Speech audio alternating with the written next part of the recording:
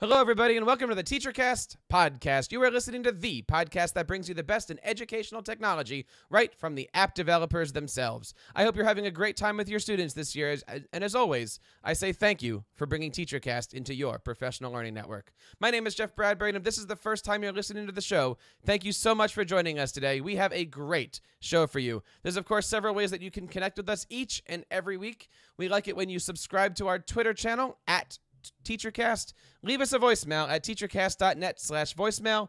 Email us at feedback@teachercast.net and subscribe to our iTunes and YouTube channels over at teachercast.net/iTunes and teachercast.net/YouTube. Before we get into our show today, I'd like to take a moment to thank our very generous sponsors, StoryboardThat.com, for bringing you today's program. Today's presentation is brought to you by StoryboardThat.com. Storyboard That is the leading storyboard creator for classrooms of all grades and subject areas. Storyboard That provides a simple, drag-and-drop experience with thousands of well-designed artwork to quickly create great-looking storyboards. This lets students really focus on what they want to say and unleash their creativity. With tons of pre-made teacher guides, Storyboard That gives lots of examples for common core-aligned activities like breaking apart Shakespeare, practicing vocabulary, or conjugating verbs for language class. Sign up for free at StoryboardThat.com or check out teachercast.net/StoryboardThat to take advantage of our 25% discount when you sign up for an educator account. Once again, that's teachercast.net/StoryboardThat. Before I introduce my guest today, I want to share with you the reasons of why we're doing a show like this today. You see, a few weeks ago, I received an email from a teacher interested in learning how to better communicate with his parents and students. He wrote to me about his love for student projects and told me of some great things that were happening in his class. But he also told me he didn't quite know how to share his work with his educational community. And it's because emails such as this and others that I've received that I'm proud to have my guest on the show today. My guest is an amazing educator, although he's not a classroom teacher. He's a creator of several outstanding businesses that the world knows and loves, and one of them happens to be called WPBeginner, and it has turned into the world's handbook for learning all about WordPress and what it can do for their businesses, websites, and in my case, classrooms. Recently, he was recognized as one of top 100 entrepreneurs under the age of 30 by the United Nations, mostly due in part to the fact that his websites combined have had a total of more than 400 million viewers. I am proud to welcome to the show today Mr. Syed Balkhi from WPBeginner. Syed, welcome to the show today. Thank you so much for joining us. Thank you for having me. It's a pleasure. Thank you so much for coming on. Today we're talking all about communication and WordPress. Now, I got to tell you, your website, WPBeginner, is an amazing resource for educators to learn how to use WordPress. I use it every day. Talk a little bit about what WPBeginner actually does. So WPBeginner is the largest free WordPress resource site. If you're looking to create a website with WordPress, it's a really powerful tool. Sometimes people just don't know how to maximize its true power. So our goal at WPBeginner is to make it easy, give step-by-step tutorials that a beginner can follow, and just make things happen on their website, whether it is to add a calendar to your website, whether it is to add a contact form, whether it is to add a forum, whatever you're looking to do. If you just Google how to your question and in space add WPBeginner, you will find the answer. Talk to us a little bit about how the website got started. WPBeginner got started because of my own needs. I used to be in the service space, providing WordPress-based services to clients. And when I switched over all of my static clients, right, all the clients that were not on WordPress, I made a decision I'm only going to work in WordPress. So I switched them all over, and they were sending me the same questions over and over again, whether how do you do this and how do you do that, right? And as an educator, I'm sure you guys experience the same thing. The students asking you, where is this and where's that? Well, instead of sending them PDF one person at a time and keeping the PDF updated, which is a really big pain, I decided that I should create a WordPress resource site. At that time, there was no other WordPress resource site for beginners. Most resource sites were created by developers for developers, which makes up maybe 5% of all the WordPress users, right? If that. So I decided to create the site for the other 95% average users that are looking to use WordPress.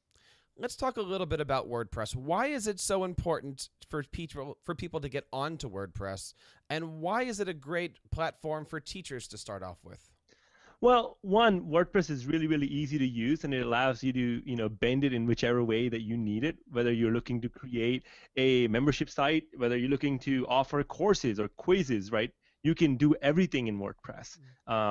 To a good extent. Whether if you're looking to create a resume, if you're a student, if you're looking to showcase your portfolio, let's say you're studying in design and you've created tons of stuff, you can do all of that with WordPress. You don't need to know HTML or CSS, at least when you're getting started, right? So it makes it really, really easy for just about anybody. And then most importantly, it's free, right? There's tons of extensions, tons of plugins that you can install within WordPress, and all for free with very minimal cost, if any, that you're adding. There's WordPress.com. If you're looking to do very, very basic stuff, you can get away with it. But it gives you a presence on the web. One of the questions that we get asked often here when I do my presentations on WordPress is not only can WordPress be free, which we know that it can, should it be free? Should teachers go out and find the WordPress.coms, or we also use EduBlogs? Should teachers dive into what we call WordPress.org and really try that self-hosting? Because there are advantages to going in a paid direction, aren't there? Yeah, there's tons of advantages. Like when you're starting with WordPress.com, right? It's a great place to start, but you're limited. You cannot add all the extensions. Let's say if you want to have an assignment and have all your students register to your site and then submit the assignments there, you cannot do that on a WordPress.com site, which is the free version. But if you go set it up on a .org, you can even give quizzes, automatically grade those quizzes, and do all sort of things. So it's a really, really cool way. And it's an investment is not huge, right? You're looking at investing maybe like $3.95 a month at most, right? So. Now, as far as a communication tool, this is another one of these questions that we get. How can WordPress be used to communicate with students, and how can WordPress be used to communicate with parents? So let me address the parents' concern first, and then I'll come back to the students' part, because parents really like to know what's happening in their kids' classrooms. They want to know what's going on across the board. You can either do emails to individual parents, which is going to take up a lot of your time, and as you know, we don't have all the time in the world.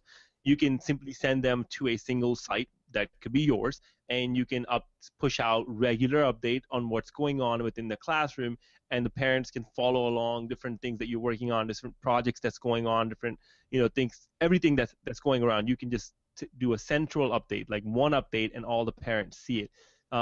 You're no longer writing detailed emails to every single parent. If somebody has a question, you simply point them to a single link. They go there, they find out everything. If they have any questions, then you can have communication that way. So it's a really, really cool tool. If you take it one step further, you add email subscription options and so on, then you actually, whatever you write on WordPress is going into their email. So they're getting updated on a regular basis without coming back to your website. That's a added bonus in terms of communication with parents. In terms of communication with students, you can use WordPress as a discussion board. For example, if somebody's at home and they have an assignment, people can be discussing. You can post a discussion topic, and students can come in and basically just comment and have a engagement going on there. You can upload your syllabus there. So if you're giving away a physical syllabus and somebody loses it, and your institution does not have the ability for teachers to have their own pages or digital media, then you can just upload it on your website, and a student can come and simply download it. Assignments, you can have all of them there. So there's no excuse for a student to say, oh, I lost the assignment, or I lost this, I didn't find this, I couldn't find this. It's all there, and you can have more accountability and better communication. One of the neat things that WordPress does offer teachers is the ability to not only create that content, create it quickly, but also to add that commenting feature as a way to communicate both from parents in and also from students in. Would you suggest teachers keep commenting on their school blogs, their classroom blogs? Where do you stand on that? Sure, you can keep it on if you want to have a moderated discussion. Don't let comments go live right away unless you moderate it, right? Mm-hmm. Which is my strong recommendation. Moderate every single comment. But it's a good way to communicate. Now, I want to show off a couple things here to our audience. I want to bring up here my class website, which is nbthsmusic.com. And I've actually set this up as a WordPress multi-site. And we've talked a little bit about that on other pages, but I've got 3 classes that I teach in school, and this happens to be on WordPress multi-site. And down here, I have a subscribe button, and all I ask for my parents and I ask my students to do at the beginning of the year is just come in here and put their email address in. And when I have the parents come in for parent-teacher conferences, it's the first thing that I ask them to do is please put your email in here. And that way, every single thing that we do here that I write a blog about really does become a newsletter. And so the way I have my site set up is that the front page of our website is for the general everything that's happening in Mr. Bradbury's class. And then if I drill down to one of my classes here on the history of rock and roll, this is actually a subscription for this particular class. So I have it set up so that way on the top level, the parents can subscribe to our, our calendar and things like that. And we have our social media, but then each class has their own blog subscription within this multi-site. And I got to tell you, it's very, very easy to do. It's a simple plugin. And my students get an email from me every single day. And, the neat part about WordPress is that you can schedule these posts to go out at any point in time. So on Sundays, when I'm doing my lesson plans for the week, I can schedule a week's worth of posts that talk about, what to bring in, how do you do things, what we need. And it's very, very simple. It couldn't be easier. Yeah, and one of the cool things that I liked on your website is that you have a contact form.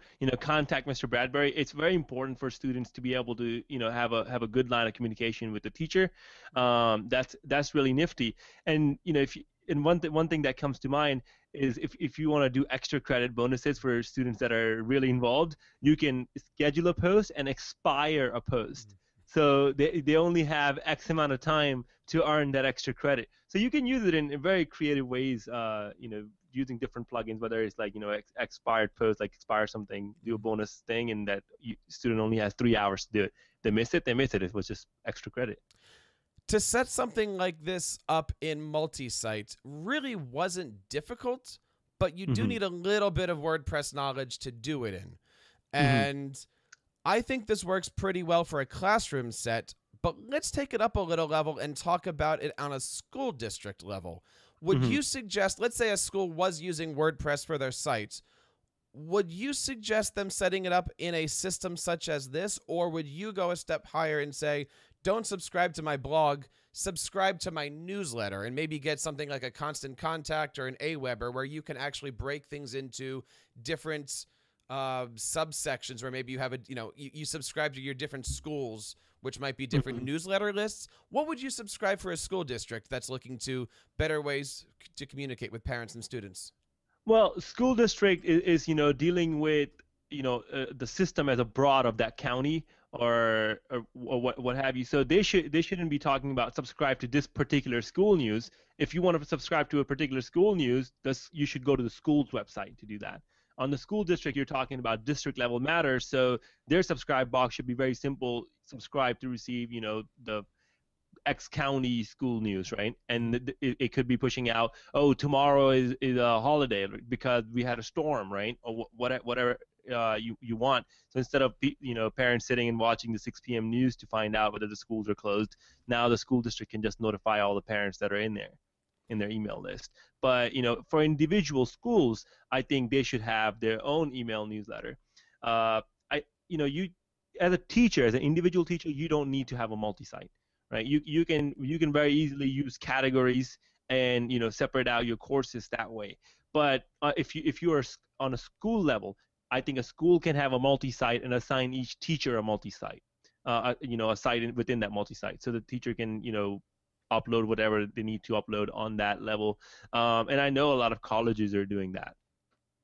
When we talk about websites, we talk about things such as call to actions. And when a parent goes to a website, what do we want them to do? And I'm finding today more and more schools are trying to offer all this technology to their parents and their students. And even just talking to my own students, you feel that sometimes we're overdoing it. Schools want them to sign up for their Twitter account, their Facebook page, their newsletter, their blog, their Google Calendar. what suggestions would you give school districts that are trying to go technological, but are also maybe pushing it over the edge as far as what exactly do you want me to do when I come to this website to communicate and to learn what's going on in my community? I think the most important thing, in my opinion, is the email. If you have the email, you can basically notify them. It's a very universal form of communication. If you're trying to force them to like Facebook or like Twitter or like Pinterest, I think you're not just stretching your own staff thin, because you have to constantly keep those pages up to date, but you're also trying to fight for the space in the news feed of the parent, who probably have like at least 100 friends and 200 other websites that they're part of. So I think just getting the email is sufficient enough, in my personal opinion. We're going to take a quick break here, and when we come back, we're going to talk a little bit about student portfolios and how WordPress can be used to create some great student portfolios for those seniors who might be on their way off to college. We'll be right back with a word from our sponsors. Today's presentation is brought to you by StoryboardThat.com. StoryboardThat is the leading storyboard creator for classrooms of all grades and subject areas. StoryboardThat provides a simple, drag-and-drop experience with thousands of well-designed artwork to quickly create great-looking storyboards. This lets students really focus on what they want to say and unleash their creativity. With tons of pre-made teacher guides, StoryboardThat gives lots of examples for common core-aligned activities like breaking apart Shakespeare, practicing vocabulary, or conjugating verbs for language class. Sign up for free at StoryboardThat.com or check out teachercast.net/StoryboardThat to take advantage of our 25% discount when you sign up for an educator account. Once again, that's teachercast.net/StoryboardThat. Okay, we're back today talking all about WordPress, and our guest today is Syed Balkhi from WPBeginner. Syed, talk to us a little bit about some of the other businesses. We said that you run WPBeginner, but you also run some pretty interesting entrepreneurships. Talk to us a little bit about some of the other businesses that you run. Well, I run a software solution called Opt-in Monster. It allows businesses particularly to convert abandoning visitors on their website into subscribers and then potential customers. So it's a lead generation system that we have created. It utilizes smart technology that we have built. It allows you to do split testing, smart user level targeting, so different pages will show different forms, like something like that you have on your site. You're showing different sign up forms for each course of yours. Opt-in Monster does that dynamically, allows you to do that, and so much more. So that's one of the businesses that we have. It's being used by tons of Fortune 500 companies and even small businesses. Like another popular site of mine that I created just as a hobby is called List25. And that's just a educational site that I created. It's entertainment and education mixed. So it's like little bizarre facts that you would never know, but now you know. So it's like little tidbits of information in a 25 format. So it could be the most bizarre archaeological discoveries or the deadliest animals in the world, etc. And we have like 1.4 million subscribers there. Our YouTube channel has like 230 million video views overall there. So that's a pretty cool thing. And I found a lot of teachers linking to our articles from their syllabus, because I can see on our analytics that traffic is coming from like k12.state.us websites. So that's pretty interesting. A lot of students email us asking for help. Like yesterday, somebody was talking about the deadliest diseases. They had to work on a paper, and they sent us an email saying, hey, asking different questions about our deadliest disease article. So they're like the one that you see, 25 mind-blowing facts about World War I, right? And that's right there, or 25 historical armors that still exist. So it's entertainment and education at the same time, which is a pretty cool aspect of the site, and it's been really, really popular for us. And then I have other ventures like Soliloquy WP, which is a WordPress slider plugin. I noticed that Jeff, you had a slider on your site which was showing your different classes that you had. We have a plugin called Soliloquy, which we have a free version and a pro version, different add-ons. If you have a gallery and you want to add a gallery, We have a software solution for that, Enviro Gallery. So I'm involved in various different projects, as you can see. You certainly keep yourself busy. I know as a subscriber to your WP Beginner, I am constantly amazed at all the great YouTube videos that are coming out. And for anybody else out there looking to, learn how to do WordPress, certainly would recommend you checking out WPBeginner.com. Let's talk a little bit about students. There's a lot of students right now that are looking forward to college, and they're trying to figure out how to get into these universities. Often at times I have these conversations with the kids and I say, what kind of portfolio do you have? Where's your website? How are you showing off your stuff to make you stand out amongst the millions of other seniors that are out there graduating? And quite often students are looking at me going, I don't have a website. I don't know what this is. I know, one of my stories is a couple of years ago, I was working with a girl who's a very, very talented artist. And I said, where's your website? And she says, oh, I have a couple of pictures up on Facebook. I said, we got to help you out. And after a while, we talked to her parents and we got her onto a WordPress.com site, and she uploaded her stuff, and she's being very successful in a wonderful university in Pennsylvania here. Talk to us a little bit about WordPress and how it can be used to enhance student image, how it can be used to create that digital portfolio and really bring students to those universities to maybe get the edge, get the scholarships, and get accepted. Sure. So I actually did a presentation about this at University of Florida to a group of students who are looking to go on from their undergrad into the master's program. And I think that these admission committees are now, looking up students on Google, seeing what they can find, especially on the graduate level, and if you're applying for specific labs and so on. So if somebody Googles you, you should do this for yourself just to see what comes up, what kind of images are coming up. Are these images of you partying coming up, or are there good professional images coming up? One of the main reasons for you why you should have a website, aside from showcasing your work, showcasing your accomplishments, but it is to have a presence on the web where more and more I imagine admission committee members are looking. So WordPress. One, if you have a website with yourname.com or yourname.me, you're a very good chance that you're going to rank for your name, unless you have a very common name like John Roberts or something like this. Then you're going to be kind of in the mix. But if you have a unique name, it's good to have. But then, let's say you volunteer at this organization, or you are the, president of a student club that you started. You should have all the accomplishments demonstrated on a website. If you're an artist, then you should have a portfolio. There's tons of free portfolio themes that are pre-built just to showcase work of professionals. As a student, you can use that exact same theme, the design, and insert your work.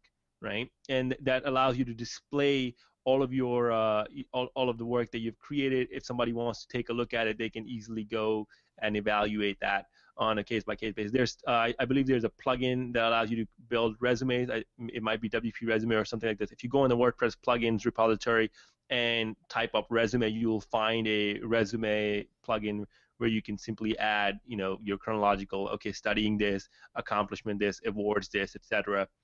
There's also tons of themes that are, custom display of resumes and so on, mastery of different skills that you may have, and all that. But it's absolutely crucial that you have a professional website that is yours, and even more so than now, to have some sort of presence in the images and all that. So, just if I know what you're saying here, is Facebook a resume page? Is YouTube a resume page? Can a student, and I'm asking you this because I know you said you go out and talk to colleges, can a student get an about.me account and just simply have, here's my link, here's my link, here's my YouTube, here's my Facebook, here's my Twitter? Or are you seeing that students really do need to actually make a website that has their accomplishments? I would say your Facebook is not your resume page, mainly because you're sharing tons of stuff that you may not want your the admission committee to see. If you're resharing a funny image that's kind of stupid, I don't know if you really want that to be attached to you. Your Facebook should be private, in my opinion. Same thing goes with your YouTube. Unless you're a student of animation, you have a portfolio there. have a YouTube account. Otherwise, that's not what you want to feature. An about.me page, sure, that's one way to go with it. But having, about.me is a bit limited. I think what's crucial is if you have a LinkedIn page, even as a student, you should have a LinkedIn page. And about.me page that links back to your website is my preferred choice. Every time when I've talked with students, like what I've done is I've done live demos. So I'd ask a student, "What's your name?" and I would pull up their name. And because they've been in college, they have seen all these different photos and parties. I would just click on their Facebook page, because guess what? That's like number one for their name. And now I can go and say, do you really want the person, looking at your name to see this picture of you partying out here? Or do you really want this picture to be, shown about you? Rather, you want to look more professional. I have done a little bit of college talking myself, and I actually had a student come up to me and he said he was in a class all about creating resumes, portfolios, and the teacher said, "Who has a Facebook page?" And they raised their hand, and the teacher said, "All right, take it down today. Don't have a Facebook page." And to me, that's very counterintuitive. I'd rather say have a Facebook page, show off all the good stuff that you're doing, use it as a way to promote yourself. Mm-hmm. Obviously not the party pictures. That's right. When you go around, what do you see students doing? Are they wise enough to actually make business Facebook pages, in quotes there, or are they tearing it down as soon as they get to their senior year in college, hoping that nobody finds their history of, them throughout high school? I think what students are doing is, actually using their privacy settings as they're meant to be used. Not everything should be public on your page. Certain things should only be shared to your friends. Mm-hmm. So if the educator is not your friend or the admission committee member is not your friend, they're not going to see any of those pictures. So you can definitely have your accomplishments, awards, whatever lighted in the about section, which the whoever is visiting and is not your friend will see. But they will not see any of your, albums and all that. So just familiarize yourself with the Facebook privacy settings. You do not need to go create a personal figure page, because quite frankly, you are not a personal figure. There's no need for you to manage a page like that. Just make sure that your profile that you have has a good profile picture. It's not like, a picture of you in a bikini or whatnot. It's a decent picture, and same thing goes for all the other pictures. Make sure they're private rather than public. With this whole getting ready for college angle, I wanted to ask you about this concept of student entrepreneurs, because we do have a lot of students that are going into e-commerce. They're going into web development. They're starting these mini businesses for themselves. Frankly, a lot of students don't know how to market that, don't know how to promote that, don't really know what to do with it to showcase that they do stand out. What advice would you give the senior class of this year that maybe that kid is a future marketing person but has been doing websites or has been doing you name it? What advice do you give those students?